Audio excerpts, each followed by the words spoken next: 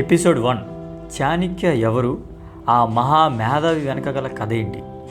భారతీయ చరిత్రలో కొన్ని పేర్లు ఎప్పటికీ చెరగని ముద్ర వేస్తాయి. వాటిలో చాణక్య పేరు అగ్రగణ్యమైనది. ఒక రాజకీయ వ్యూహకర్త, ఆర్థికవేత్త మరియు గొప్ప ఆచార్యుడు. కానీ చాణక్య ఎవరు, ఆయన ఎలా చరిత్రని మార్చగలిగాడు? చాణక్యుని పరిచయం.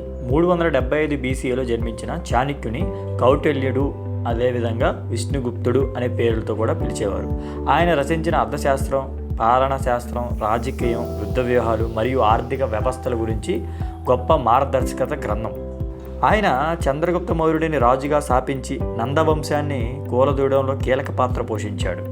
బాల్యం, విద్యాభ్యాసం. తక్షశిల విశ్వవిద్యాలయంలో చదువుకున్నాడు. రాజకీయం, అర్థశాస్త్రం, యుద్ధ వ్యూహాల్లో అగ్రగామి.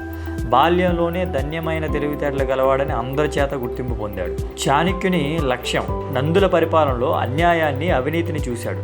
ప్రజలను అణిచివేస్తున్న పాలకులను గద్దె దించేలా నిర్ణయించుకున్నాడు. చంద్రగుప్త మౌర్యుడిని శిక్షణ ఇచ్చి గొప్ప రాజుగా తయారు చేశాడు. చాణక్యుని వ్యూహం. రాజకీయ చతురత, మిత్రధర్మం మరియు యుద్ధ వ్యూహాలతో నందులను ఓడించాడు. గూఢాచారి వ్యవస్థ, ఆర్థిక ప్రణాళికలు అమలు చేసి మౌర్య సామ్రాజ్యాన్ని బలపరిచాడు. చంద్రగుప్తునికి మంచి పాలనా విలువలు నేర్పించి భారతదేశాన్ని మహాశక్తిగా మార్చాడు. ఇది సారాంశం. మీకు నచ్చితే లైక్, షేర్ అండ్ సబ్స్క్రైబ్ చేయండి. Voice of books by Ravi Varma. Thank you so much. Thank you nature.